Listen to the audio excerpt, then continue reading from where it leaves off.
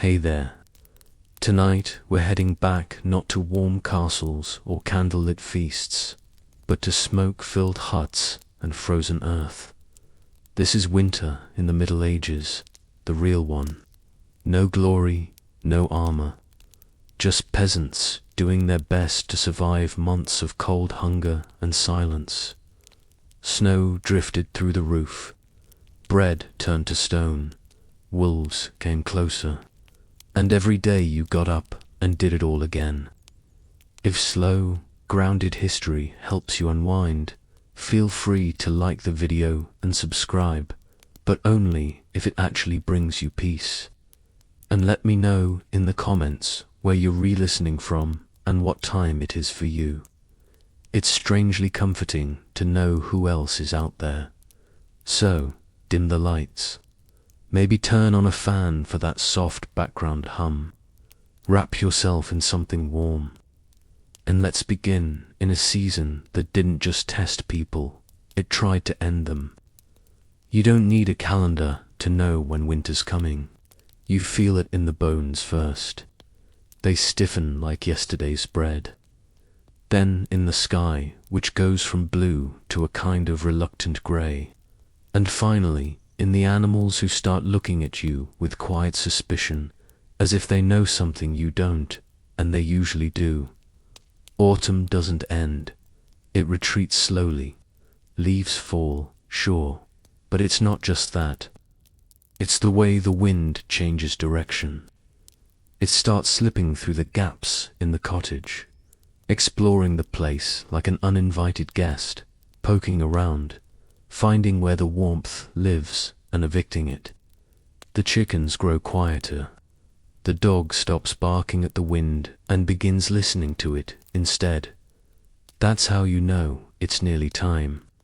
The sun, when it shows up at all, feels thin, as if it's forgotten how to be warm. And everyone walks just a bit faster. Not because they're in a hurry, but because standing still hurts more now. There's no grand announcement, no snowstorm with a flourish. Winter arrives like debt, quietly and with a great deal of consequence. The first task always is denial. You pretend the cold is temporary, a chill, nothing more. You wear the same tunic you wore in October, but now with a cloak that's more whole than fabric. You tell yourself you'll mend it. You won't, not because you're lazy, but because the needle's bent and the threads run out, and your fingers are too numb to hold either. We talk a lot about preparation, as if we were always ready. But let's be honest, most winters arrive when we're not quite finished with autumn. There's always a corner of the roof you meant to fix, or would you meant to chop. Always something still left in the garden that didn't get dried or salted or stored in time. Still, you do what you can. You stuff straw between the gaps in the wall. You drape cloth over the doorway. You rearrange the beds so everyone sleeps a little close to the hearth.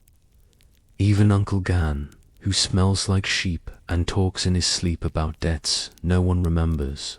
You don't light fires all day. That's a luxury. Wood is for evenings, for cooking, and for the hour or so when everyone pretends to be cheerful. The rest of the time, you rely on movement, layering, and the heat of several reluctant siblings pressed together under one scratchy blanket. The animals sense it, too. They linger longer near the shelter. The chickens huddle. The pigs go quiet, which is deeply unsettling. The cows grow more irritable, which is to say they remain exactly the same. Outside, the ground turns to iron. The paths that were muddy last week are now treacherous. Half-frozen ruts that twist ankles and swallow boots. Water in the bucket develops a skin of ice. You break it each morning with a ladle, then curse softly as it numbs your hands. And the sky just hangs there, low, grey, expectant, like it's waiting for something. You squint at it, as if you might read it, as if clouds carry messages. They don't, but they do mean you won't see the sun again for several weeks. In town, people walk faster. They speak in shorter sentences. Jokes dry up. No one's really in the mood. Even the church sermons get a little darker. The priest reminds you that cold weather is God's way of encouraging humility. You wonder if God might try a slightly warmer lesson plan. And then finally, one morning, it happens. Snow, not a blizzard, not yet, just a dusting. Like flowers spilled across the fields. But it changes everything. The thatch turns white, the trees stiffen, your breath comes out in little clouds, and every step outside sounds like you're stepping on old parchment. And with that snow comes the realization you're locked in now. The earth has closed up shop for the season. No more digging, no more planting, nothing will grow. What you've already stored is all you've got. And if you didn't store enough, well, you'll learn how thin stew can really get. You begin to count things differently, not in days, but in bundles. How many bundles of firewood left? How many sacks of grain? How many turnips? How many eggs this week? Not many, as the hens stop laying when it's cold. They prefer to huddle near the fire, just like everyone else. You keep yourself busy, even if nothing feels productive. You mend clothes, you scrape pans, you stir ashes, hoping a warm coal is hiding underneath. If there's time, and there often is, you spin wool. It's not just for making cloth. It's for keeping your hand moving, your mind occupied. Too much quiet and your thoughts start getting ideas.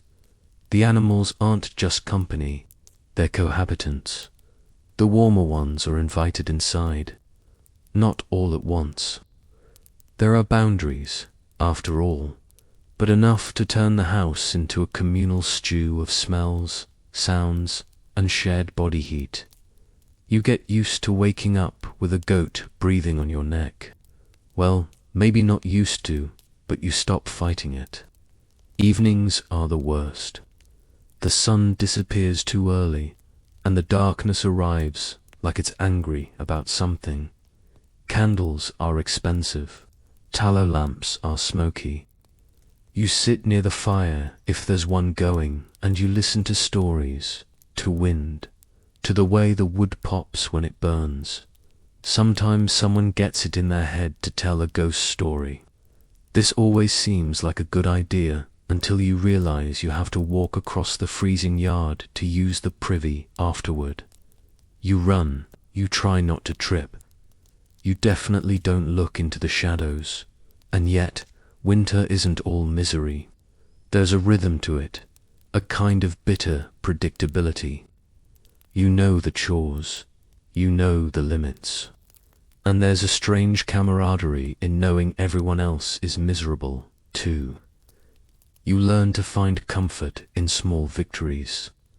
Warm feet for 5 minutes, a stew that tastes slightly less like despair, a day without wind cutting through the cracks in the wall. You celebrate quietly because the moment you laugh too loud, someone will remind you we've only just begun. Historically, we peasants didn't fare too well in winters. The little ice age starting around the 14th century brought harsher, longer winters across Europe. Rivers froze, crops failed. In some years, the Rhine froze solid for months and markets were held right on the ice. Yes, people shopped on frozen rivers until the ice decided otherwise. In particularly bad years, like 1315 to 1317, rain ruined crops for seasons. It wasn't just cold, it was famine. Up to 30 million people affected. And when there's no food, people get imaginative. Cannibalism was whispered about infanticide too. Not dinner table conversation, but then again, we didn't always have dinner. But that's the thing about winter. It's not just about enduring the cold. It's about enduring each other. A family of 6, 3 goats, 2 chickens, and a bucket of salted fish sharing 20 square ft of living space. That's a social experiment with no exit. You hear every cough, every complaint, every unfortunate digestive development. Privacy becomes a myth. Modesty goes out with the sunlight. You do your best not to argue, not out of patience, but because it stirs up the air and lets in more cold. And so you settle in. You shrink your world down to a few feet around the fire.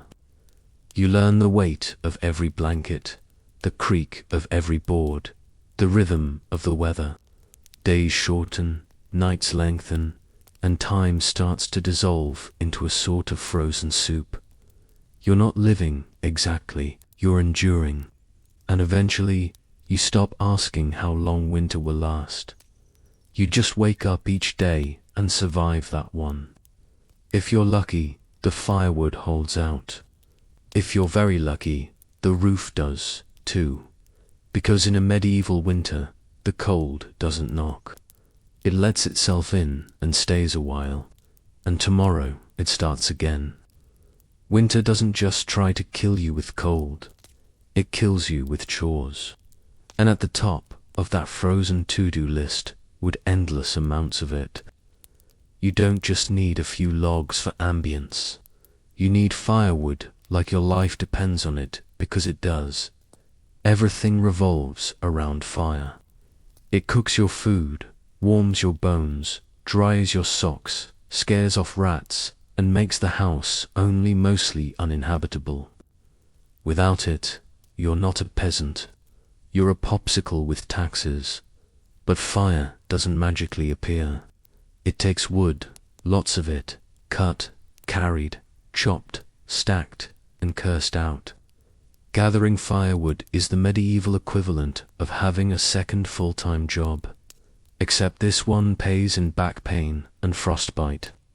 There's no chainsaw, no gas-powered anything. Just an axe that has been in the family so long you're not sure if it's a tool or an heirloom. The handle's cracked. The blade is blunt. But it's still better than using your hands, which, let's face it, you probably will anyway once the axe gets stuck in the 3rd log. You start in autumn. Of course, everyone says that. Start early. Except there's never enough time. The harvest runs late. Your neighbor borrowed your axe, and you sprained your ankle trying to outrun an angry goose. So, here you are in December, swinging steel at a tree like it insulted your mother, praying it falls in the right direction. And trees don't cooperate. They're heavy, unpredictable, and covered in snow. You cut one down only to realize you still have to chop it, carry it, and stack it. Repeat 50 times. If you're lucky, your back just hurts. If you're not, the tree lands on you and you become a cautionary tale. Once the wood is chopped, it needs to dry. That takes months. So, you burn it wet, which means it smokes, hisses, and barely burns at all. Congratulations, you've just turned your home into a tepid, smoky nightmare. Hope you weren't planning to breathe properly this winter. The rich, of course, have options. They hire people. They send servants into the woods while they sip wine in front of a roaring hearth. You are the servant, and your hearth is mostly a pile of wet twigs trying their best. Legally, you're not even allowed to gather wood in some places. Forests belong to lords. And if you're caught collecting kindling on noble land, the punishment ranges from fines to beatings to occasionally being made an example of for picking up sticks.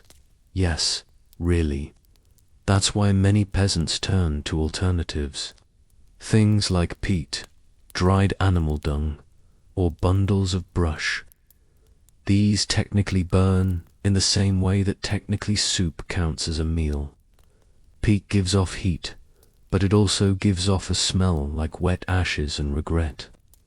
Dung burns surprisingly well, but let's not pretend anyone's happy about it. Still, you use what you have. You gather dried cow patties with frozen hands and pretend you not inhaling memories of last summer's pasture. The good news, it's free. The bad news, your cottage now smells like a campfire held inside a barn. Stacking firewood is an art. Too tight and it molds. Too loose and it falls over and breaks your toe. So, you build a neat pile against the wall of your house. Wrap it with whatever canvas you can steal from your cousin and hope it does uncollapse under snow. It will, and you never have enough. That's the golden rule. Doesn't matter how much wood you cut, it's never enough. By February, you're down to burning fence posts, old furniture, or anything that vaguely resembles timber.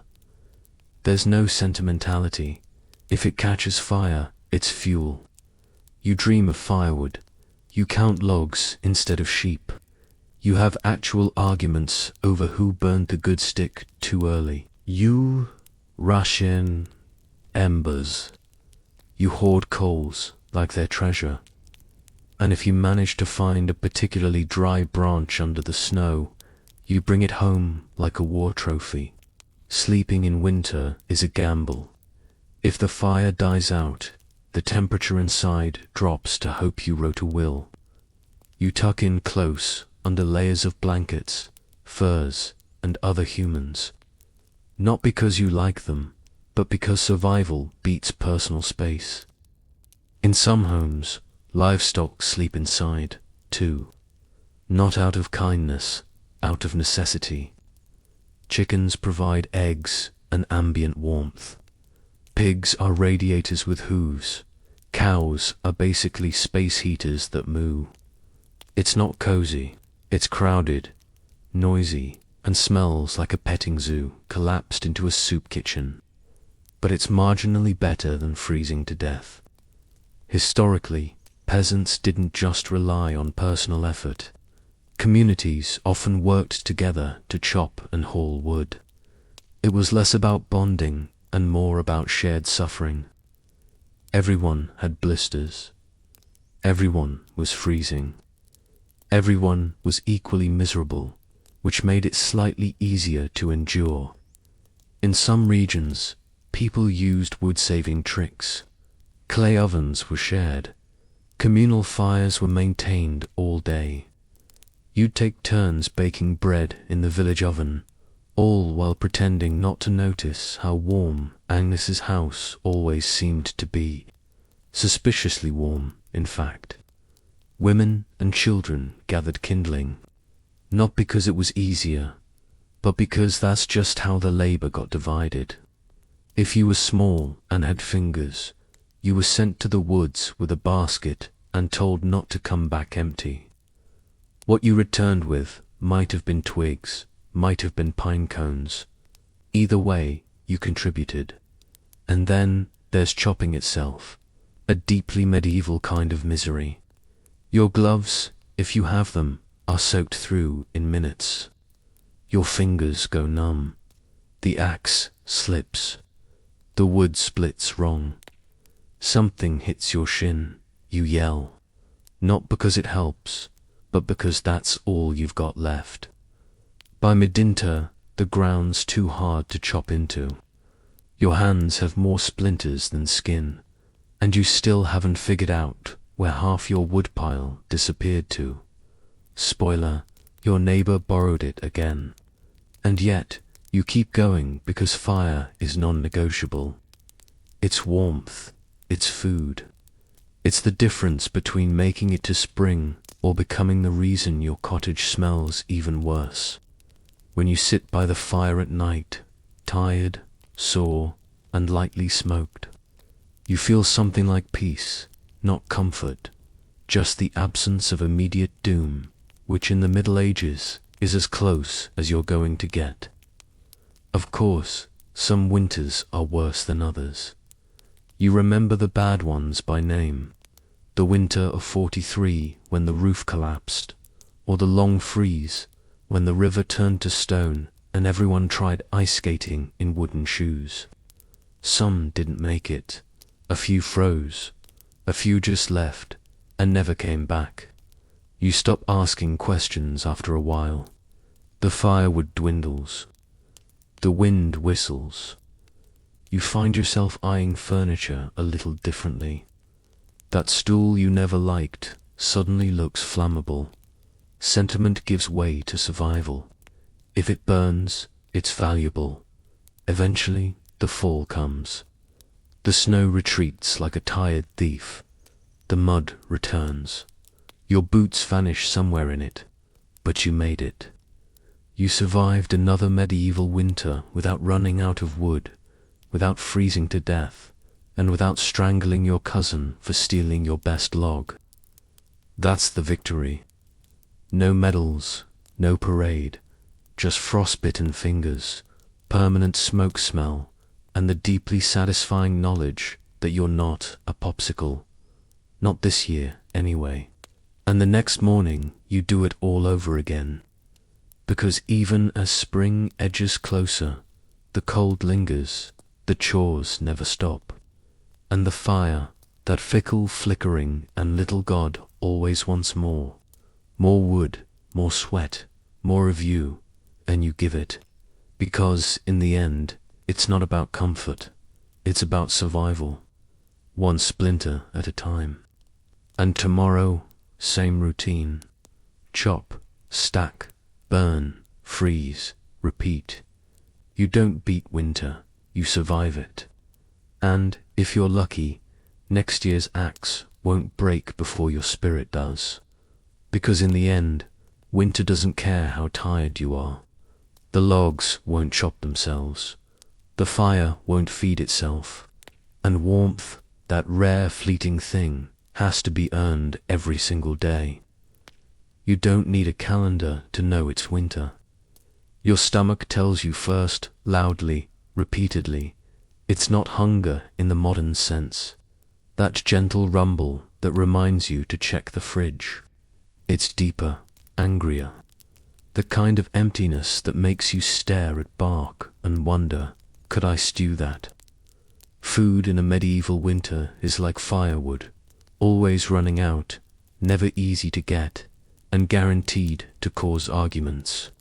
You don't plan meals, you ration them, you stretch them. You look at 3 shriveled turnips and call it a feast. You start with what you've stored.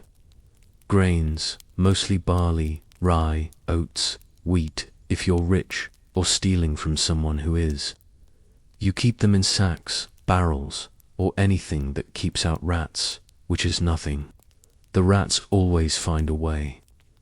They're like furry tax collectors with teeth. Most of your meals revolve around pottage, the medieval mystery stew. It's not so much a recipe as a lifelong experiment. You throw in whatever's edible and hope it doesn't kill you. Root vegetables, dried beans, wilted greens, maybe a strip of dried pork if you've got royal connections or a generous neighbor. It simmers for days, sometimes weeks. New ingredients are just added to the pot. Old ones never quite leave. It tastes like boiled earth with a hint of onion and regret. You eat it anyway, every day. Twice a day if you're lucky.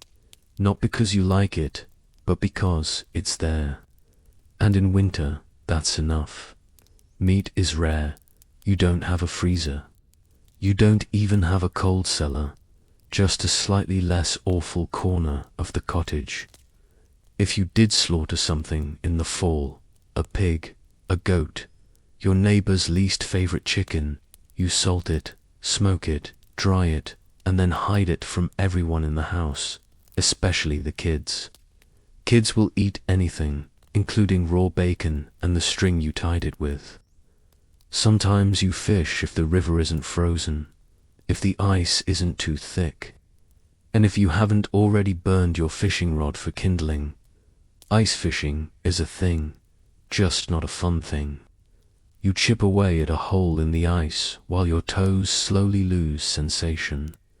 Then you sit, wait, and contemplate how life became a series of increasingly stupid decisions. If you're near the sea, you might dry some herring or smoke eel. It's nutritious, it's long-lasting, and it tastes exactly how it sounds. If you're not near water, you rely on whatever your neighbors didn't guard well enough. Bread is essential, but it's also a gamble.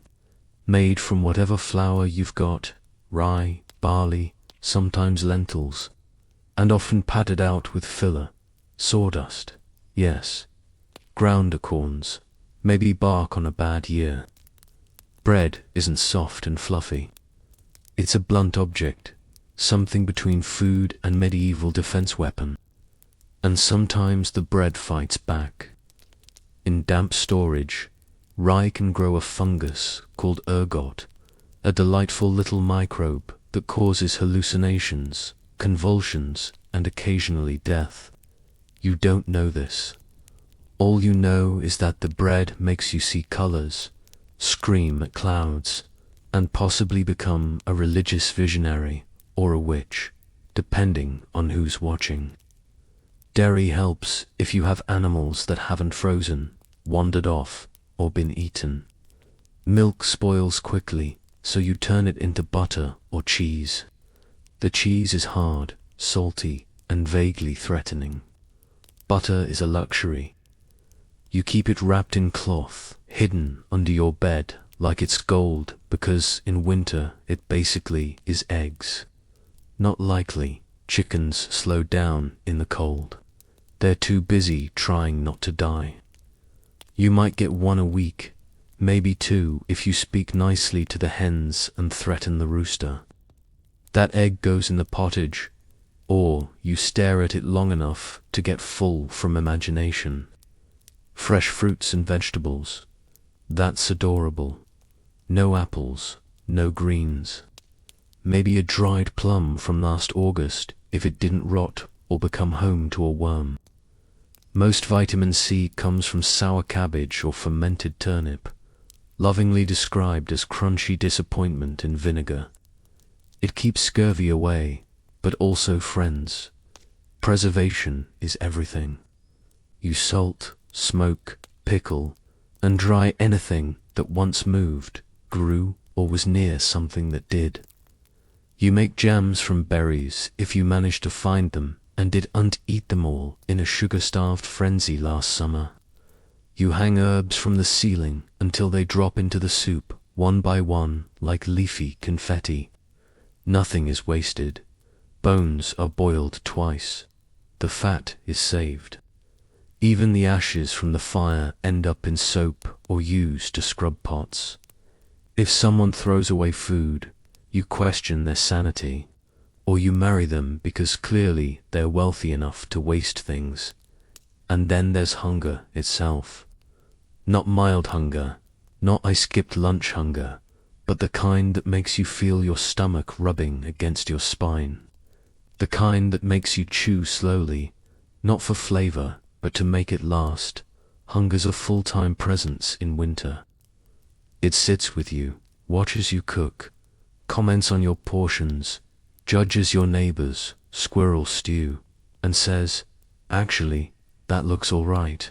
There's a rhythm to it. You wake up hungry. You go to bed still hungry. You learn to live with the gnawing feeling, like a mouse chewing inside your belly.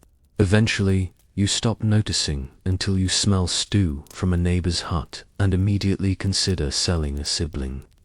Even the better-off peasants don't eat well. They just eat slightly more of the same bland, mealy disappointment. Occasionally, someone manages a real treat.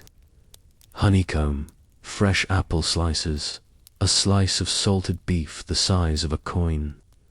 It's a celebration, not for the flavor, but for the reminder that life isn't always awful. And then come the lean years, the bad harvests, the the crop failures. You'll remember the winter of 1316, or at least the stories. Heavy rains drowned the fields. Rot set in. Grain yields collapsed. Livestock starved. Entire villages went hungry. They call it the Great Famine, not for dramatic flair, but because it really was that bad. Some people ate roots, some ate moss, some, well, let's just say medieval cookbooks don't list stewed shoe leather for nothing. Monks kept records, bless them. They wrote about entire families vanishing, about parents choosing which child got the last crust, about people found dead in snowdrifts, clutching turnips like treasure. It's not folklore. It's the forgotten footnotes of history. And when you do find food, the fire's gone out. So you eat cold stew by candlelight huddled under a fur that still smells like the animal it came from. And you're grateful because at least it's food.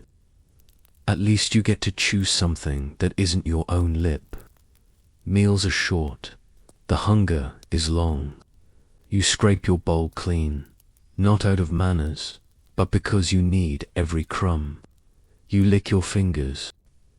You scrape the pot. You consider eating the pot.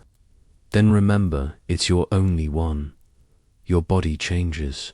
You move slower. You lose weight. You don't call it dieting. You call it still alive. And yet you keep going.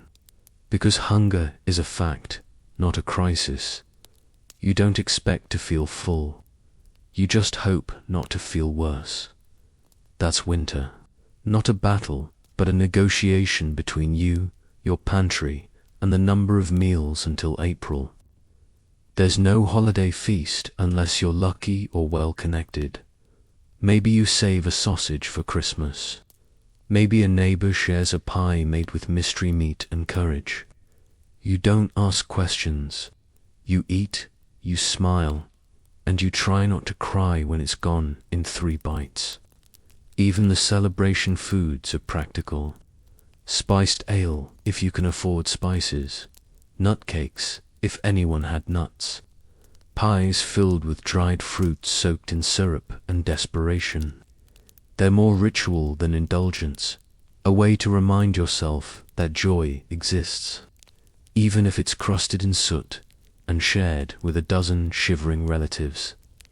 So, what did you eat in a medieval winter? Anything that wouldn't eat you first. Anything you could preserve, hide, or boil until it stopped arguing. You didn't dine, you survived. Because in the end, hunger wears a wool coat. It wraps around you. It stays close. It whispers in your ear. And when spring finally arrives, the first green shoot you see, you don't admire it. You bite it. Your home in the Middle Ages is not a refuge. It is not a sanctuary. It is not, by any modern standard, a building. It's more like a wooden suggestion of shelter, loosely stapled to a dirt floor, and held together by good intentions, dried mud, and the unspoken agreement that nobody sneezes too hard. Let's start with the walls. Wat and daub, if you're lucky. That's woven wooden strips covered in mud, straw, and whatever else was lying around. Cow, dung, hair, gossip. You pack it all together and pray it hardens before the next storm hits. Spoiler, it doesn't. On a good day, the wind whistles through the cracks.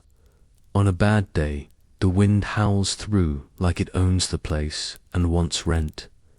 There is no insulation, there is no sealant.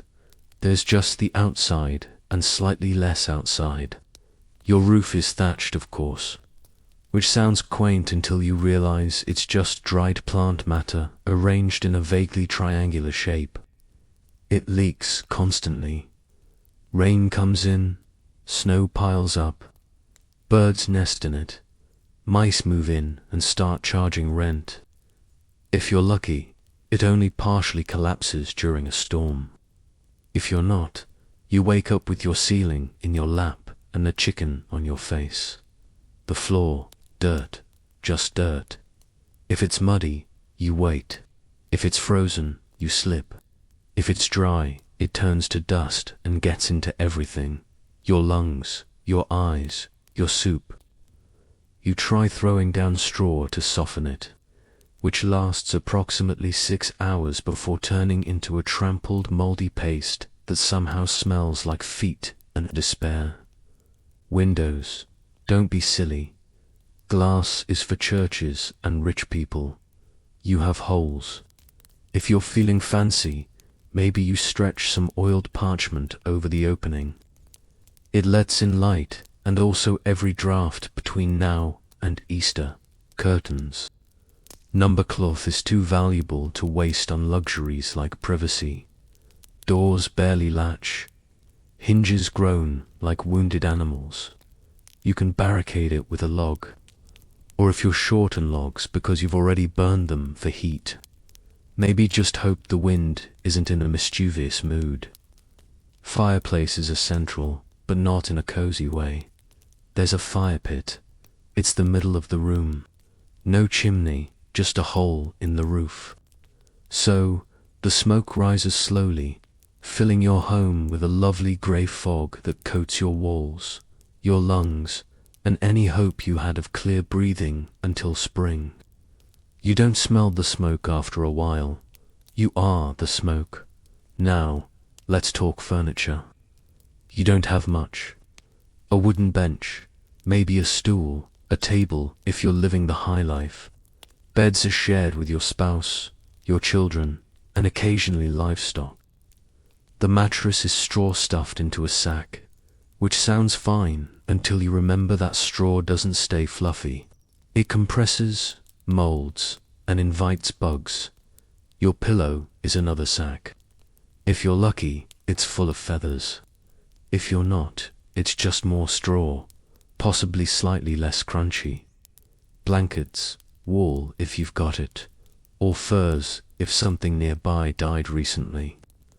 Most nights you sleep in your clothes under everything you own, hoping body heat plus faith equals survival. And if your fire dies out overnight, you wake up frozen in your own breath cloud, questioning every decision that led to this point. Heating the place is a challenge. You keep the fire going, sure, but heat rises, smoke rises. And unfortunately, you're sleeping on the floor, which means your toes freeze while your rafters get a lovely sauna experience. Stones around the hearth help. They absorb heat and release it slowly, but only if you have enough fuel to make them warm in the first place. You seal up cracks with moss, cloth, or mud. It doesn't work. The wind finds a way. It always finds a way. There are days when you swear the air inside is colder than the air outside, and you do something about it. But your fingers are too numb to untie your cloak. Lighting is another delight. You've got tallow candles which drip, sputter, and reek of beef fat, or rushlight's reed dipped in animal grease which burned like someone tried to weaponize a salad. The smoke from these mingles with the half smoke until the whole room is a low-hanging haze of medieval asthma triggers. And let's not forget the noise. Thin walls mean you hear everything. The wind, the livestock, your neighbor sneezing, your own stomach growling back at you like it's filing a complaint. Privacy, a myth, solitude. Only if you walk into the forest and don't come back. Of course, it's not just people living here. Your cottage shares space with animals. Chickens nest in corners. A goat sleeps under the table. If you've got a cow, she lives in the lean-to attached to the wall, unless it's too cold, in which case she joins you in the main room. There is no such thing as indoor and outdoor. There is only not dead from the cold. This makes the house warmer slightly. It also makes it louder, messier, and smell like a barn that recently lost a bet. You sweep the floors, but the dirt just rearranges itself. The straw bedding smells like old milk. And if a chicken decides to lay an egg next to your head in the middle of the night, you say thank you and try to fall back asleep before it poops on your blanket. Your roof also houses guests, birds, rats, insects. The thatch is thick enough for nesting, which means come spring, you'll hear the pitter-patter of tiny feet above you at all hours. Sometimes they fall in. It's normal. You scream. The rat screams. And then you both pretend it never happened. Maintenance constant. Door cracks. Rafters bend. Doors sag. The wind tears the roof. You fix what you can with what you have, and which is string hope and a very dull knife. You can't afford nails. You wedge things into place. You hammer wood together using a rock and a prayer. And if it's raining and the roof's leaking, you don't grab a bucket. You grab all the buckets. You position them around the house like you retrying to win a very sad game of splash chess. You learn which spots drip first. You name them. You curse them. You learn to sleep around them. It's not all doom. There are warm moments the fire catches well. Someone shares a fur. A draft stops for no reason. You convince yourself it's your craftsmanship. You huddle close with your family and pretend the smell is comforting. It's not, but it is familiar. Still, you endure it because this isn't just a pile of timber and bad smells. It's home. It's where you were born, where your children were born, and where someone probably died last week. You patch it, you sweep it, you whisper to it in winter like it's a sick relative. Just hold on a little longer. You don't compare it to a castle. You compare it to not freezing to death. And by that measure, it's doing fine. Some wealthier peasants whitewash the walls, not for luxury, for lice. The lime kills bugs. A fresh coat every year keeps the walls bright and the infestations mostly cosmetic. You think about doing it. You even collect the lime. But then the firewood runs out again. You hang herbs to make the air smell nicer. They dry out, crumble, fall into your soup. You eat them anyway. The taste is weird, but you tell yourself it's seasoning. It's not. And every so often, you dream of a second room, of a wooden floor, of a roof that doesn't make you flinch every time a breeze picks up. You don't expect it. You just let the thought sit with you while you stitch another patch into the wall and listen to the rain come through the ceiling. Because in the end, your house isn't warm or dry or peaceful, but it's still standing. And in a medieval winter, that's about as close to luxury as you're ever going to get. It's dawn or close enough. There's a faint light outside that might be the sun or just the moon giving up. Either way, it's time to get up. Not because you're rested, you're not. Not because you're excited, you're definitely not. But because your life depends on getting things done before frostbite, famine, or your neighbor's goat beats you to the water source. There's no weekend, there's no me time, there's barely enough time to scrape the frost off your eyebrows. Every day is a repeat of the last. Gather, mend, feed, carry, boil, patch, repeat. Winter in medieval Europe is a seasonal long to-do list written in mud, smoke, and fatigue. First job, get the fire going. You hope the embers survived the night. If not, you're back to flint and steel, hunched over, kindling with frozen fingers, and breath so visible it could be mistaken for a ghost. Wood is precious. You use it sparingly.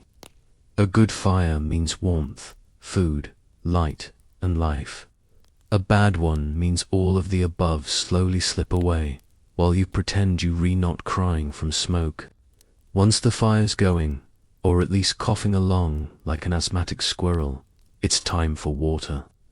The bucket is heavy, the stream is half frozen, and the path is icy enough to host the worst Olympics event in history.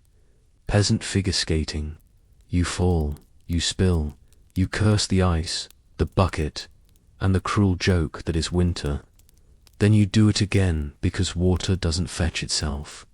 Back home, you boil it. Not because you're a health nut, but because it might kill you otherwise. Every sip is a gamble. Boiling water is also how you warm your hands, steam the hut, and delay feeling like a medieval failure for 10 more minutes. Next, animals. They need feeding before you do. Chickens are annoyed. Pigs are loud. The cow is judging you. You scrape together old hay, kitchen scraps, and whatever hasn't frozen solid. You check the coop for eggs. There aren't any again.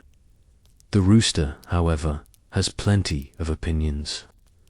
If it snowed overnight, you clear the path to the door. Not because it's tidy, but because falling into a snowdrift while holding a bucket of pig slop is the kind of memory that sticks.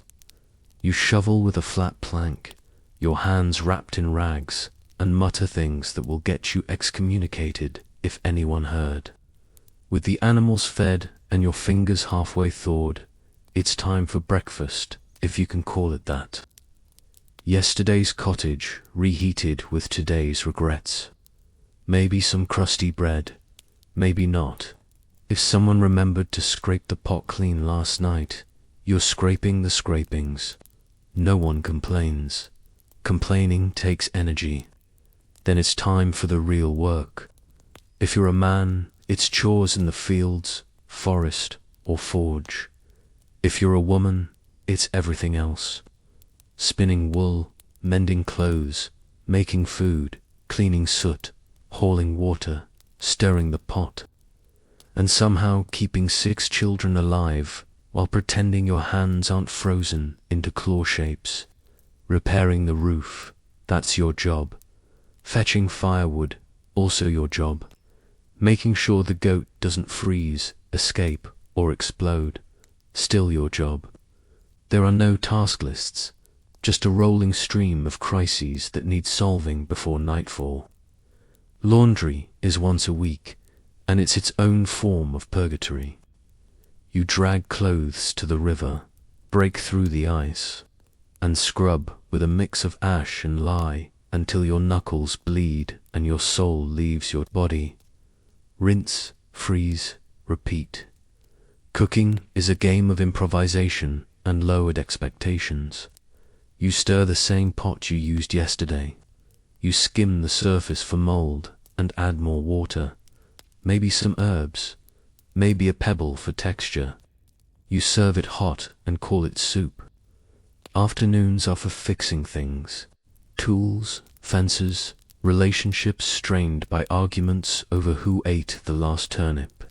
You sharpen blades with a whetstone that's older than your grandfather, who incidentally died falling off the same ladder you now use to patch the ceiling. Children help, in theory. Mostly they get underfoot, but even toddlers are handed tasks. Holding yarn, scaring crows, carrying small bundles of kindling. They work because they have to. Playtime is what happens when they finish early. And no one ever finishes early. Inside, the spinning wheel turns endlessly. Wool doesn't spin itself. Linen doesn't weave itself. Every thread in every tunic has passed through hands that ache. Gloves are a luxury. Calluses are standard issue. And if you drop a spindle and it rolls into the fire, you just stare for a moment and quietly consider walking into the flames after it. By late afternoon, it's already dim. The sun barely tries in winter. Shadows stretch long. You rush to finish the day's tasks before the light fails. You patch walls with mud, Rehang door hinges, fix a leaking roof with nothing but straw, a rock, and wildly misplaced optimism. Then you prep for the evening, stir the stew, stoke the fire, scrape the frost off the inside of your water bucket. You change into warmer clothes, which are the exact same clothes, but with one more layer of sadness. Dinner arrives, such as it is, a bit of stew, some bread, a communal mug of weak ale, or water that's been boiled 3 times just to make it less deadly. You sit near the hearth, not too close. Sparks, not too far. Frostbite. You eat fast. The warmth fades quickly. Afterward, there's no winding down. You're still spinning thread, mending socks, patching cloaks, scraping soot. Children sleep near the fire in a tangle of limbs and snoring. Adults stay up, not for leisure, but because the fire needs tending, and tomorrow's firewood needs hauling. If you're lucky, there's a song. Someone sings softly while spinning or shelling peas. It's not joyful, but it is comfort. A reminder that life still exists outside the labor, just barely. Night falls early. You lay down in the same clothes, under the same damp blanket, on the same straw mattress. You listen to the wind rattle the shutters. You hear the goat fart in its sleep. You hope the roof holds. You hope tomorrow is warmer, or at least not worse.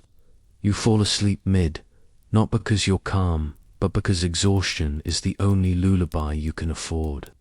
Of course, this is just one day. Tomorrow, you do it all again. Every chore repeats. Every moment aches. There's no such thing as catching up, only falling behind more slowly. Holidays are rare and misleading. A day off might mean attending church in the cold, standing for hours while a priest reminds you that suffering is good for the soul. Then you return home and catch up on the chores you could undo because of all that spiritual enrichment. The rhythm of winter life is monotony with stakes. You don't do chores to feel productive. You do them because not doing them means someone doesn't eat, doesn't warm up, doesn't make it through February. The margin for error is microscopic. A torn cloak, a lost hat, a broken tool, all potential disasters. Every task, no matter how small, hums with quiet urgency. And still you keep going because you must. Because no one else is going to haul that water, mend that wool, feed that goat, or boil that grey, slightly suspicious stew. This is your life. This is your winter. And the chore never ends. Sometimes you wonder what it would be like to rest. Truly rest. To sit. To breathe. To not have a list in your head that stretches from dawn to dusk. But rest is a luxury. Movement is survival. So you shift the logs, fold the wool, quiet the baby, nod to your spouse across the hearth. Another day done, another set just like it to come. The work doesn't stop, but neither do you. Even in sleep, your body aches with memory. The blisters, the burns, the bruises, they don't heal. They just become part of you. Like the smoke in your clothes, like the frost on the windowsill, like the life you never chose but live anyway. You don't choose to get sick in the Middle Ages. You just wake up one morning and realize your nose won't stop running. Your throat feels like you gargled pine cones, and someone seems to be inflating your joints from the inside. Congratulations. You're now fighting off something that doesn't have a name, a cure, or even polite bedside manner.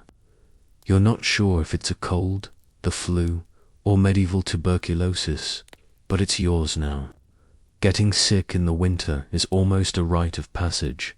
The hut is damp. The air is cold.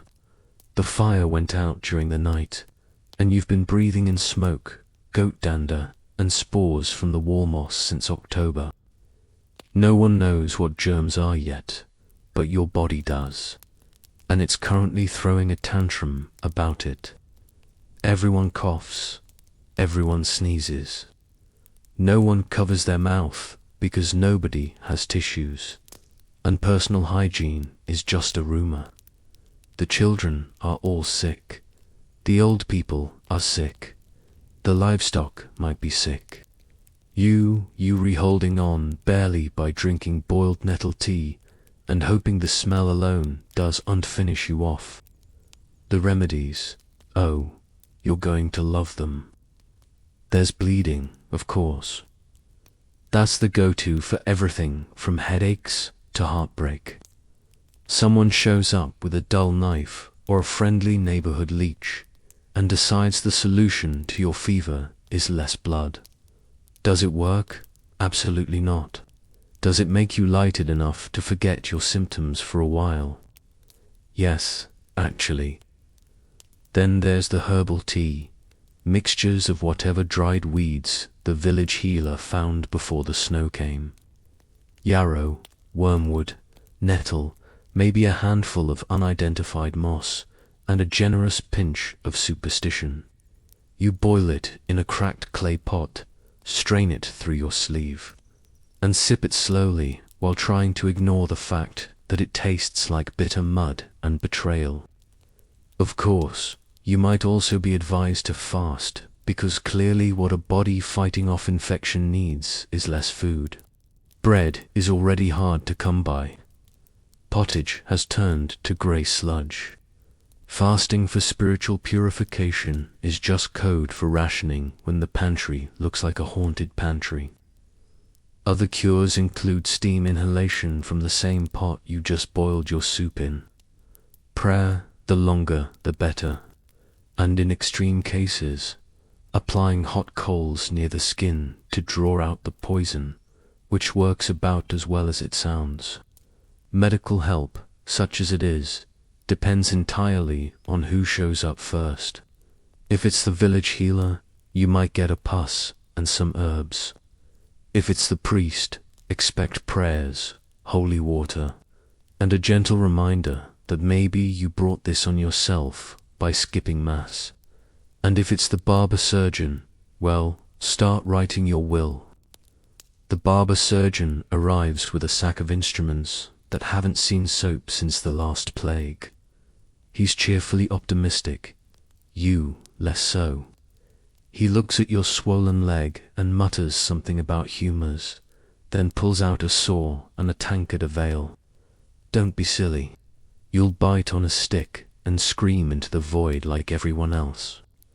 Sometimes they'll prescribe purging, either up or down, depending on which end is more offended by your condition.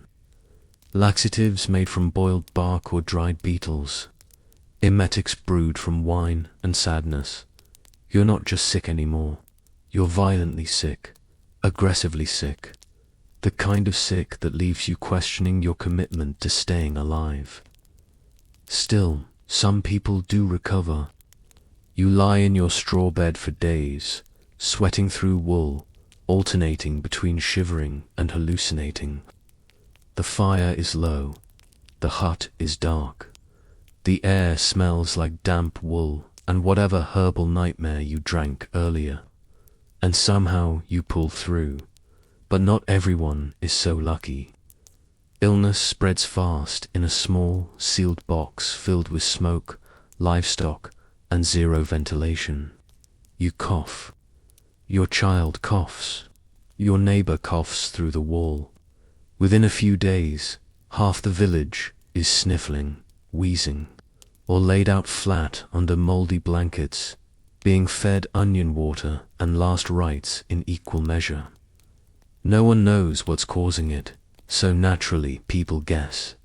Maybe it's bad air, maybe it's a curse, maybe old Maud gave someone a funny look in church last week, and now the whole street's coughing blood.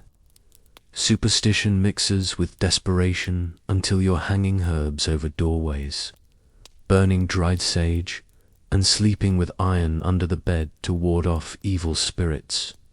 It doesn't work, but at least it smells nicer than the goat. The worst part is, you can't stop working. You're sick, but the firewood still needs chopping. The cow still needs milking. Your kids still expect dinner, even if it's just a steaming bowl of hope and nettles. Rest is a luxury reserved for corpses. So you stagger out of bed, wrap yourself in every piece of wool you own, and shuffle through the snow like a disgruntled ghost. And all the while the risk looms that this won't just be a cult, that it's the start of something darker. Typhoid, pneumonia, the kind of thing that doesn't announce itself, just takes you quietly in the night. That's the real fear. Not the pain, but the silence that follows. If the sickness gets worse, the signs are clear. The fever spikes. Your breath rattles. You stop getting out of bed. Someone lays a cloth over your forehead and pretends it's helping, and the priest is summoned. Not the healer, not the barber, just the man in robes who says it's time to prepare your soul. Confession comes quickly. You mumble out every sin you can remember, even ones you probably didn't commit, just to cover your bases. The priest nods solemnly and sprinkles you with holy water that smells faintly of mildew and desperation. He says words in Latin. You don't understand them, but they sound final. Your family gathers. No one says it, but they're preparing. The pot of herbs simmers quietly. Bread is saved. A blanket is tucked in a little tighter. There's a moment, just one, where you lock eyes with your spouse and realize neither of you is sure which of you will survive this winter. But sometimes, mercifully, the fever breaks. One morning, you wake up and the fire is still burning. Your breath doesn't catch. Your fingers can move. The room still smells like death warmed over, but at least it's warm. You've made it barely, and now comes the long road back to functional. Recovery, however, is not glamorous. Your legs are weak. Your back aches. You haven't eaten solid food in days.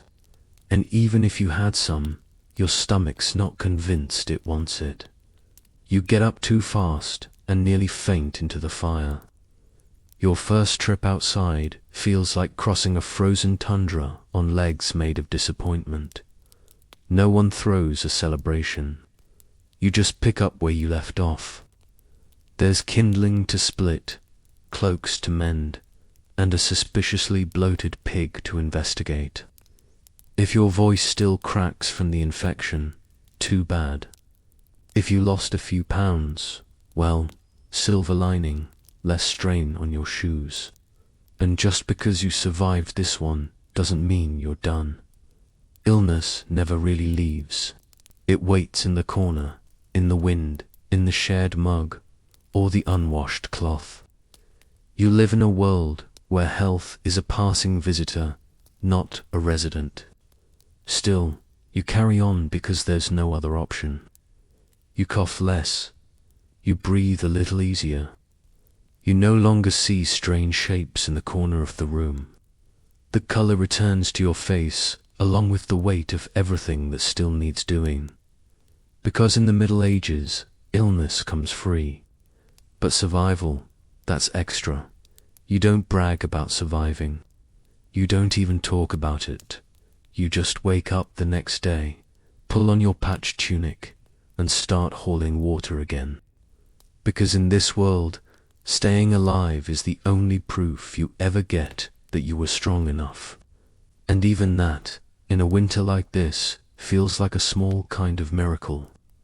Truly, authority in medieval Europe wasn't a suggestion. It was a fact of life, like mud, cold, and that one neighbor who always smells like pickled turnips. And in the dead of winter, when hunger thinned, patience and tempers ran short, Obedience wasn't just expected, it was enforced. You don't talk back. You don't complain. You don't ask why unless you enjoy the taste of public punishment and splinters.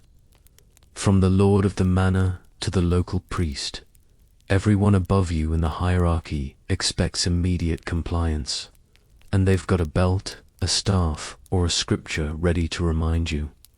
Start with the manor lord. He owns the land. Technically, you don't even rent it. You just live there like a tolerated parasite. You farm his fields, pay your dues, and bow when he rides past, even if your back's already broken. If he says jump, you ask how high, then jump anyway, just in case he meant it metaphorically. Refuse. That's cute. Let's see how funny that is when he finds you, takes your grain, or throws you in the stocks during a snowstorm. The stocks, by the way, are winter's least cozy seating arrangement.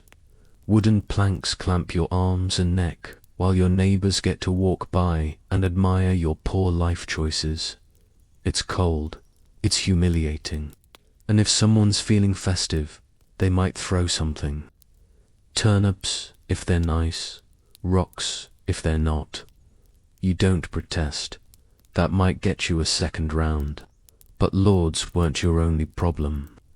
The church was just as powerful and arguably more terrifying. God might forgive, but the local priest, not so much. He watches everything, who misses mass, who works on holy days, who might be secretly coveting someone else's goat. And he keeps a record not just for spiritual purposes, but for leverage. One misplaced comment, and suddenly you're accused of blasphemy or witchcraft or worse, forgetting to tithe. Speaking of tithes, they're not optional.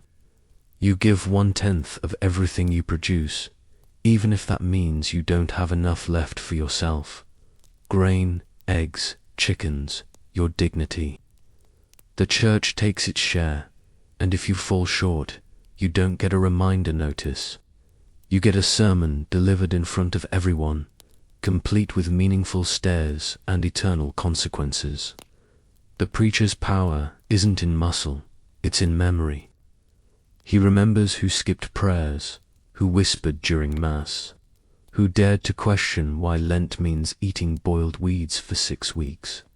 And in the winter, when everyone's cranky and coughing, it doesn't take much to land yourself in the pulpit's line of fire.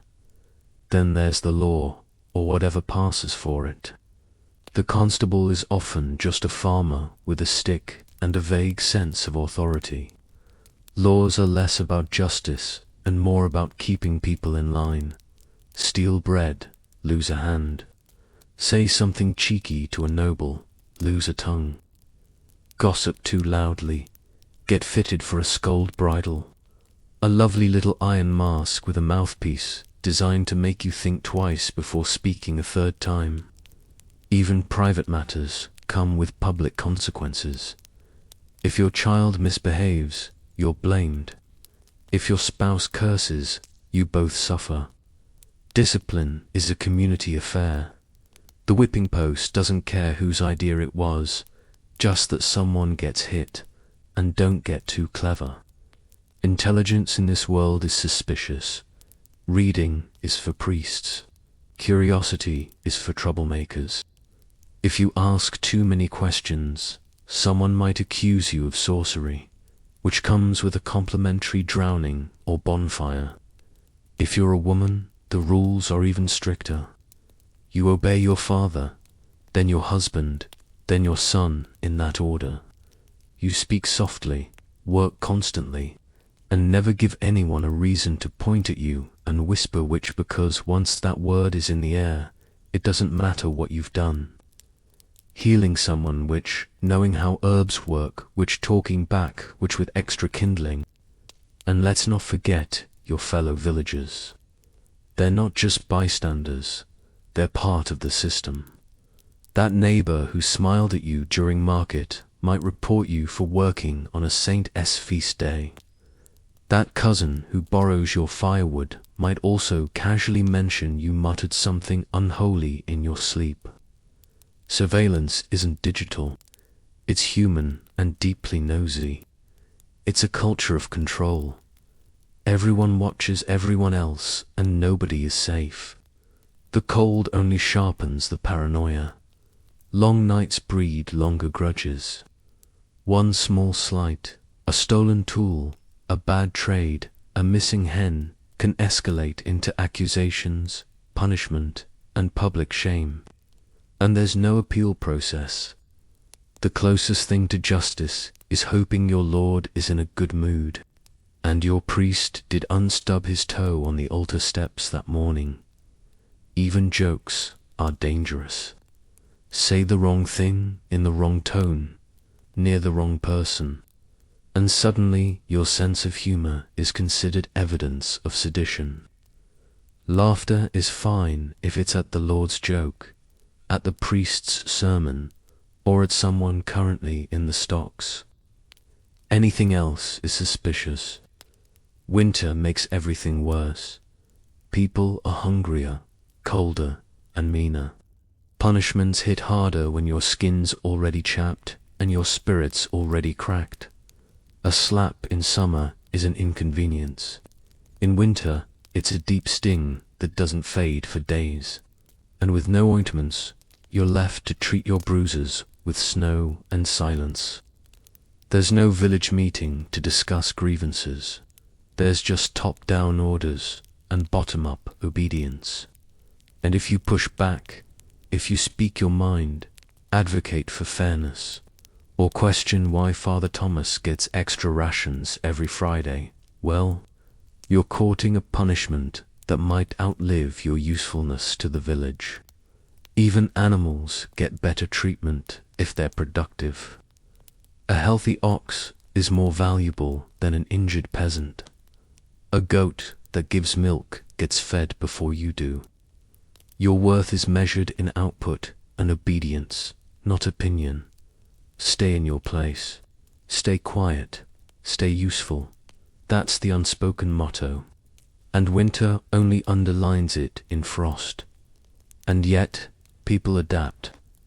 They learn to bow without bending too far. They mastered the art of polite silence. They say yes with their mouth and not today with their eyes. Obedience becomes a skill, part survival tactic, part social performance. Children learn early. They're taught not just how to work, but how to act, how to speak to the Lord, how to avoid the priest's gaze, how to sit still at Mass and not giggle when old Margaret snores during the homily. You don't teach them to dream big.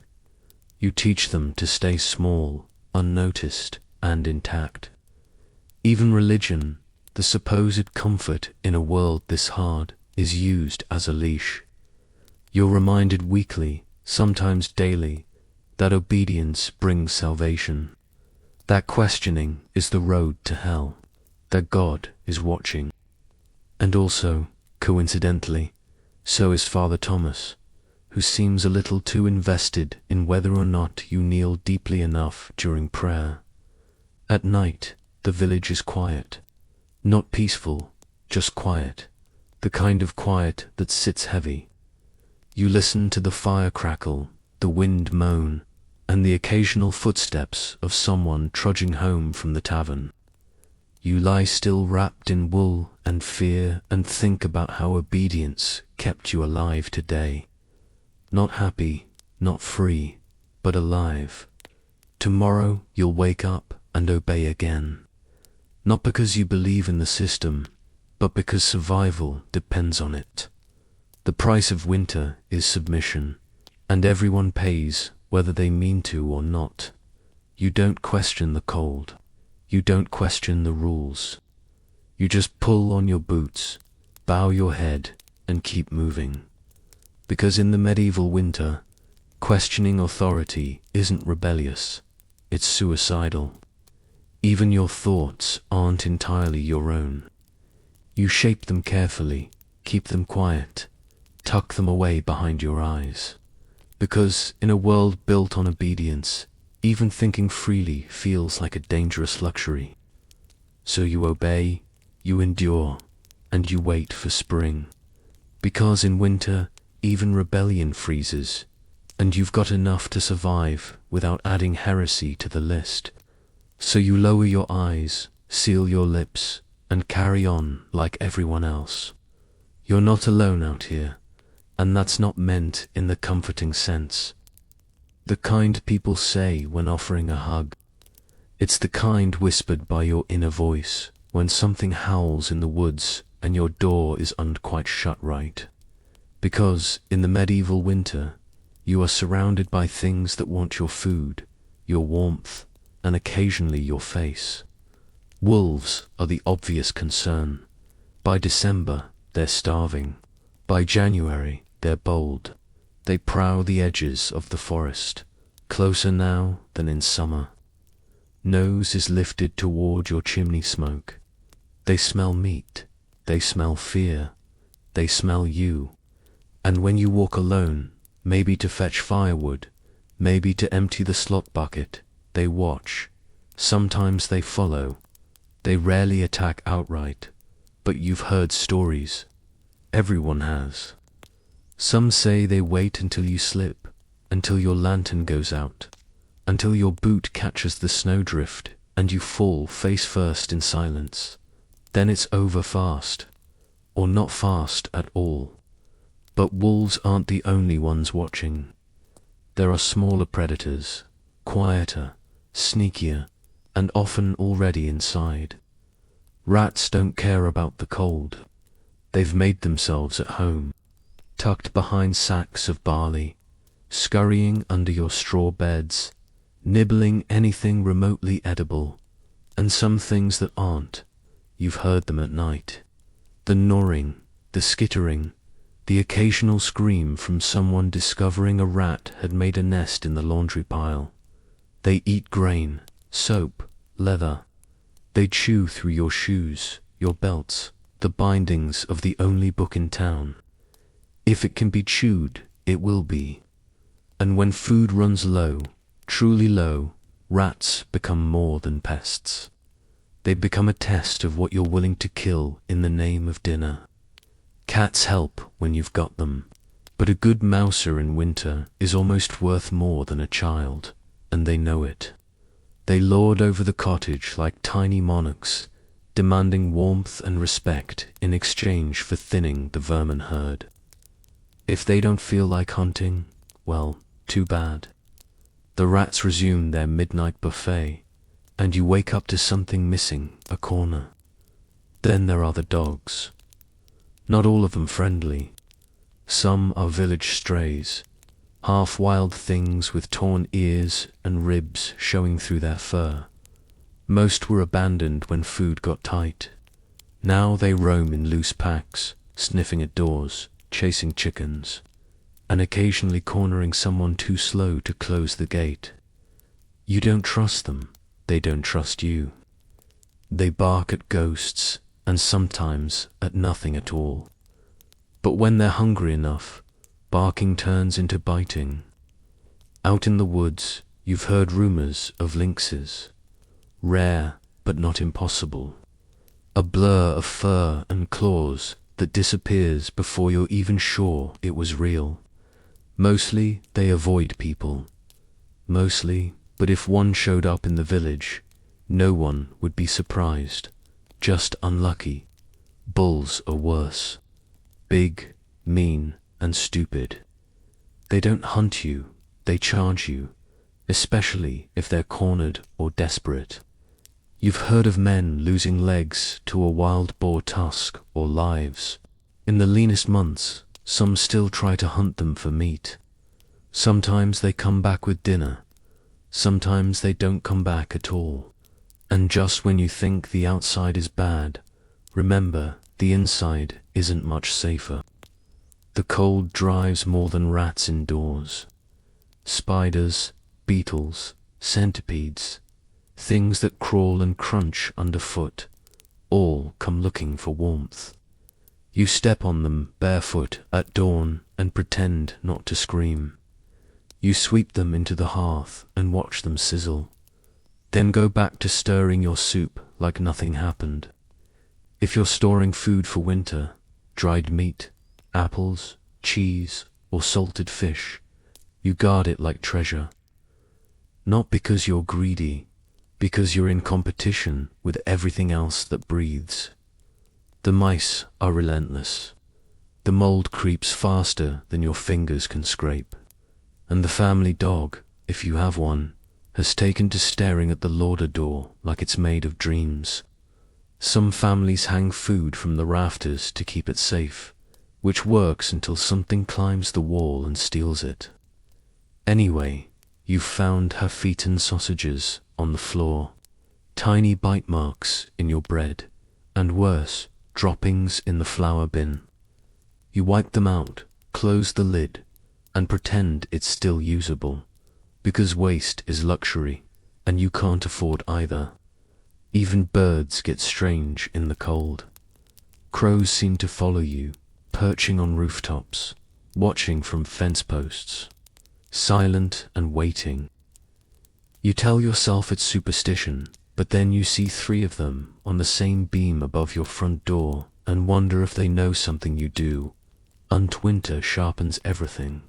Sound carries further. Footsteps in snow echo louder. When you hear something outside, snapping branches, low growls, even the rhythmic crunch of approaching boots, your heart doesn't race. It locks up because sometimes it isn't an animal.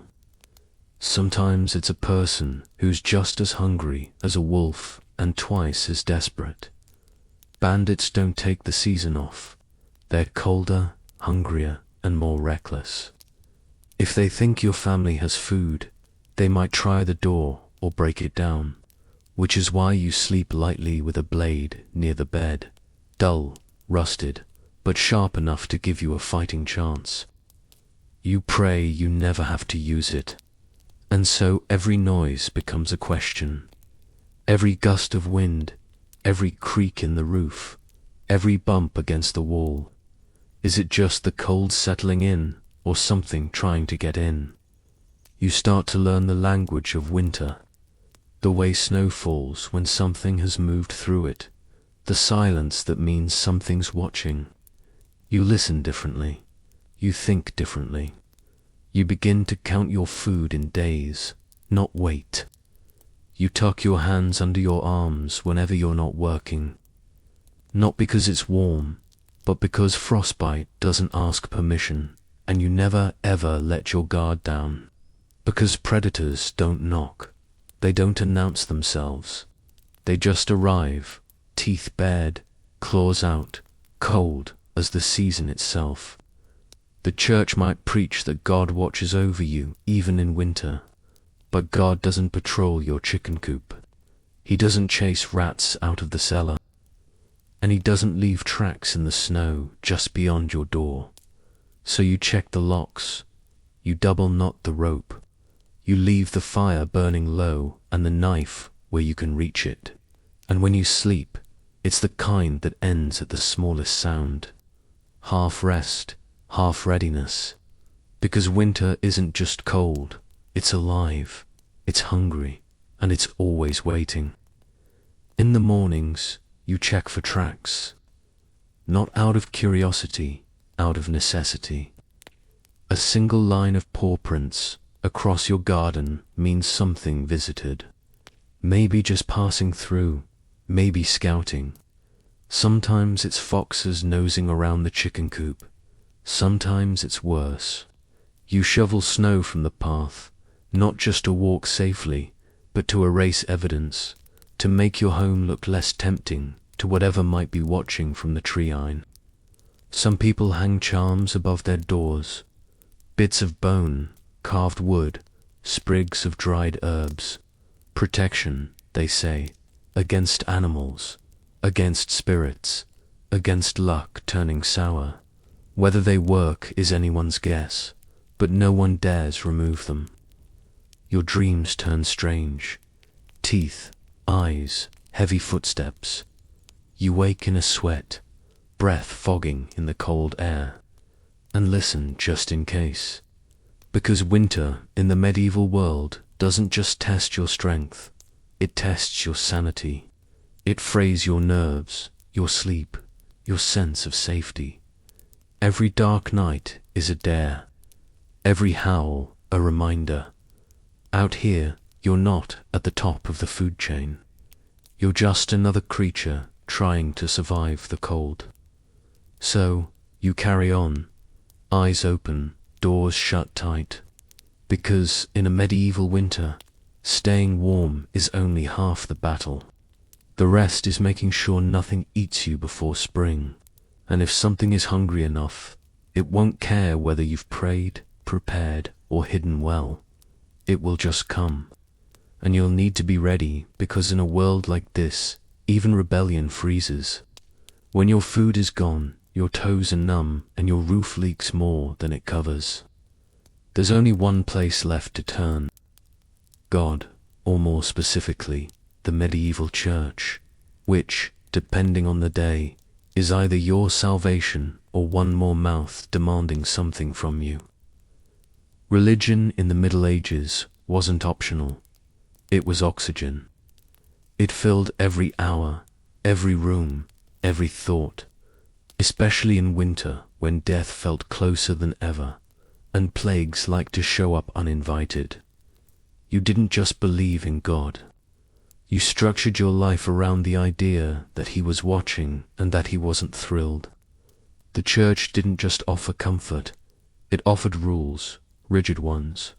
You attended Mass even if the church was colder than outside. You fasted on command. You confessed things you weren't entirely sure were sins. And if you didn't, the consequences weren't just spiritual. They were social. People noticed, people talked, and nobody wanted to be the reason the harvest failed or the fever spread. The church building itself was no haven. Stone walls, dirt floors, a draft that seemed to aim directly at your spine.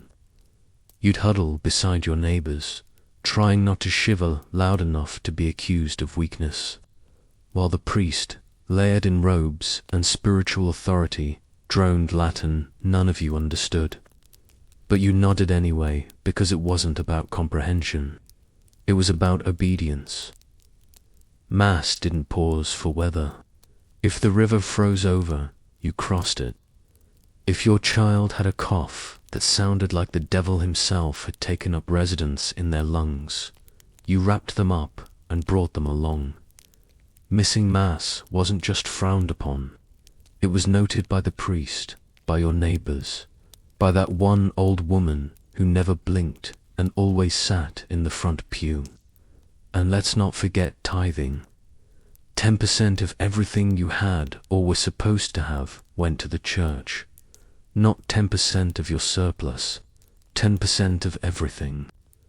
Whether your family was living on turnip broth and stringy boiled oats didn't matter. The Lord still needed His cut. Apparently, heaven had expenses. During winter, religion wasn't just ritual, it was survival theater. People prayed for everything: warmth, food, health, the strength not to strangle their in-laws after 3 months of being snowed in. Every problem had a saint. Sick cow, Saint Eligius. Frozen fingers, Saint Polycarp probably lost your axe in the river. Saint Anthony lost your mind trying to survive January. Saint Dimna, patron saint of those just barely holding it together. And then there were relics, bones, teeth, splinters of alleged crosses, handkerchiefs that once touched someone holy. These were housed in glass cases, silver boxes, or whatever could be fashioned out of melted down spoons. People would trudge through snow and slush for miles just to glimpse one, kiss it, and whisper a prayer. Not because they fully understood the theology, but because they were out of options. Miracles, at least in theory, were always possible. You could be healed. Your baby could recover. Your pig might stop foaming at the mouth. And if none of that happened, well, perhaps it was your fault for not believing hard enough. Or for that unconfessed sin you were pretending didn't count because it happened in the dark. Confession was its own sort of winter ritual. You'd kneel in a wooden booth, knees frozen, voice low, whispering your sins to a man who already suspected what you were going to say. The priest didn't flinch. He'd heard worse. Always had adultery, theft, envy. That time you accidentally ate bacon on a fast day. You said your piece, got your penance, and left the booth feeling briefly lighter until the guilt crept back in 5 minutes later.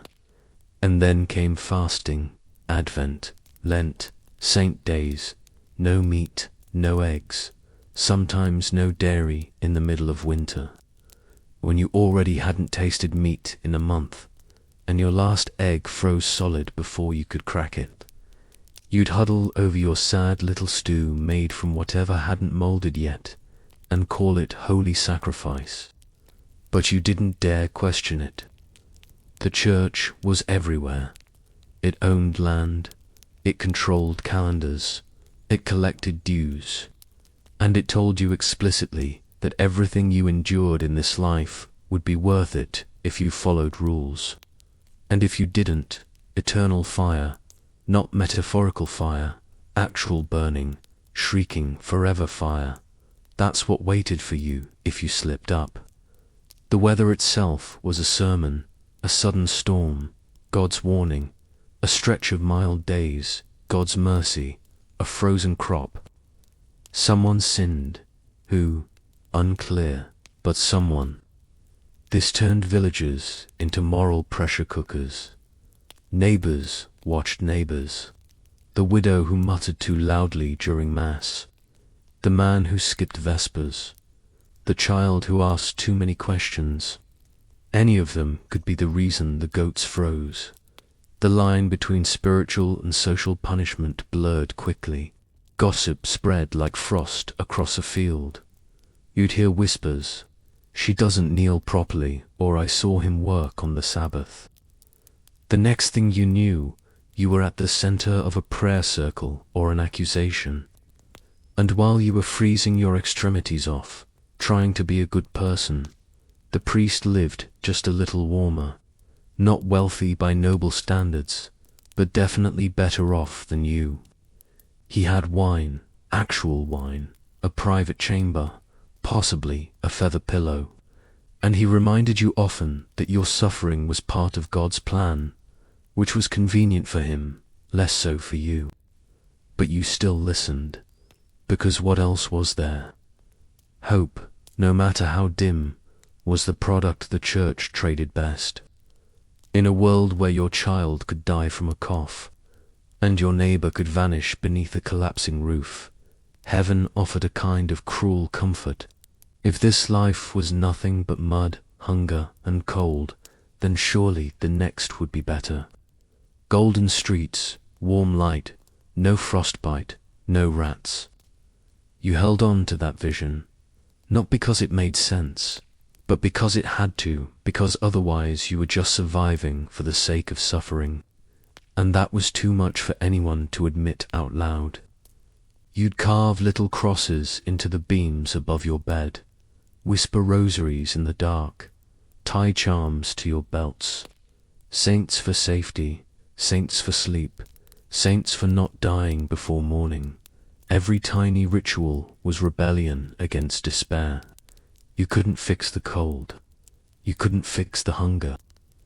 But maybe you could stay in God's good graces long enough to see spring, and that meant keeping the faith. Even if your knees bled from kneeling, even if your prayers went unanswered, even if deep down you weren't sure anyone was listening. And when someone did die, which in winter was often, it was the church that guided their body to rest, or tried to. The ground was frozen. Graves had to be hacked open with picks or left shallow and marked for later. The priest would mutter Latin over a frost-covered shroud, incense freezing mid-swing as the living buried the dead with red fingers and numb faces. Sometimes the body couldn't even be moved. A makeshift service might be held in a barn or right there in the house as family members huddled beside the wrapped form, praying it wouldn't attract wolves before morning. But the church had answers for that too. Death was a passage, a test. The cold couldn't follow you into heaven. The hunger would end. The pain was temporary if you believed and if you obeyed. So even in the worst moments, kneeling in a church so cold, your breath fogs the chimenelle, confessing sins just to feel some control, praying to a saint you barely remember the name of. You kept going because faith in the medieval winter wasn't just about salvation, it was about survival. And when the cold howled loudest, it wasn't the fire or the food that kept people going. It was the quiet hope that someone, somewhere, was listening. Because in a world ruled by frost and famine, belief was the last thing that couldn't be taken. There's a lie people like to believe about winter, that it ends in March, that spring arrives like clockwork, just when it's needed most.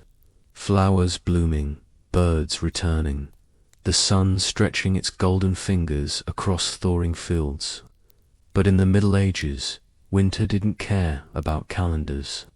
It came when it wanted, left when it was finished, and sometimes it didn't leave at all. March could be just as cruel as January.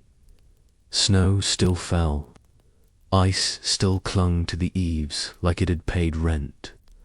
The wind kept howling and the sun stayed low, pale, and deeply unhelpful. Mud replaced snow, but that didn't mean life got easier. It just meant your boots got heavier. Spring was a rumor. Hope was a dangerous luxury. By the time the snow finally melted, the damage had already been done. The ground forward, yes, but the people didn't. What winter didn't freeze, it starved. What it didn't starve, it broke. Bones, tools, spirits. Some families came through it thinner. Some didn't come through at all. You'd walk into town in April and find doors still shut, chimneys still cold, no smoke, no footprints, just silence. Then that particular kind of stillness that means someone didn't make it. Maybe it was the old man whose cough never got better. Maybe it was the woman who gave her bread to her children until there was enough left for herself. Maybe it was the child who got sick in February and just faded. Funerals were quiet affairs, if they happened at all. By late winter, the graveyard had filled faster than anyone expected. The earth was too hard to dig properly for most of the season, so bodies were sometimes wrapped and kept in barns or caves until the ground could be broken. You'd smell them before you saw them, and even if you survived, you didn't exactly celebrate. You didn't burst into song at the sight of a crocus. You stared at the dirt like it owed you something, like maybe if you waited long enough, it would give something back. Food, hope, a reason. Spring was not a joyful rebirth. It was a slow, muddy crawl out of the grave you nearly slipped into. You were alive, yes, but different. A little quieter, a little thinner. You laughed less, you trusted less. You had seen what hunger could do, what cold could steal, what desperation could turn people into. You didn't talk about it, not directly, but you saw it in each other. In the way people flinched at loud noises, hoarded crumbs, stared too long at piles of firewood, as if counting them like coins. You could tell who had seen someone die. You could tell who had buried their own. And the hunger didn't end just because winter did. Your stores were empty, your livestock thin. Nothing had grown yet. It would be weeks, months, even before the fields fed you again. Until then, It was the waiting game. You boiled the same roots. You baked the same rock-hard bread. You hoped the rains came and not another frost. And then there was the work. Winter didn't just starve you. It broke your tools, rotted your thatch, collapsed your sheds. Spring meant fixing everything. Fences, roofs, wheels, muscles. You had to patch, plant, chop, haul.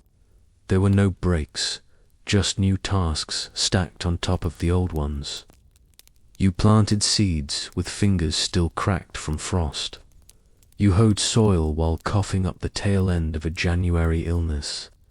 You did all this while pretending you weren't still hungry, weren't still grieving, weren't still having dreams about being chased barefoot through snow by something with your brother's face.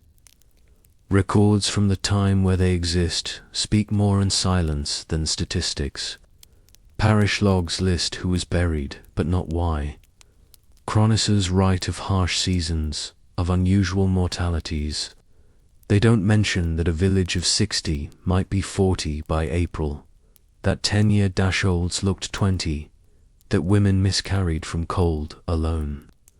What we know is this medieval winter wasn't something you got through. It was something you survived in the strictest sense. You made it to the other side. Not untouched, not whole, just breathing. And even that was rare. No one talked about trauma. The word didn't exist. But the symptoms did in every hollow stare, every child who flinched at the wind, every man who woke up shouting in the middle of the night. You were expected to move on, to rebuild, to be grateful. But some people didn't move on. Some stopped talking. Some drank more. Some prayed more. Some just faded. They worked the fields without speaking, ate without tasting, looked through their families like strangers. These were the survivors, too. The church offered language for some of it. Divine testing, trials, purification through suffering. But even that started to feel thin when your baby didn't wake up, or your mother was buried with the thaw. God's will only goes so far before it starts sounding like a shrug. But still, you kept going because there wasn't another option. You fed the chickens. You mended the door. You taught your surviving child how to tell if the flour had gone sour. Life resumed not because it got better, but because no one told it to stop. And eventually, one day in late May, something green would appear. Not much, just a sprout, a weed probably, but still. It was enough to stop and look at, enough to feel briefly like the world might soften again. Spring didn't erase anything. It just buried it under fresh chores and thinner shadows. The losses stayed. The silence remained. You remembered every name that didn't make it. And when the fall revealed things lost in snow, a boot, a rusted knife, a child's doll, you picked them up gently and didn't say a word. You'd hear laughter again, eventually. Quiet, careful laughter around a new fire beside a pot of something marginally more edible. It wouldn't last long, but it was something. A child might chase a chicken through the yard. Someone might play a tune on a battered flute. The smell of wet earth and budding grass replaced the stink of mildew and death. Not joy, not yet, but motion. And that was the best you could ask for. You didn't expect happiness, just less pain. You learned to plant early, to store better, to brace harder. But you also knew deep in your bones that next winter could be worse.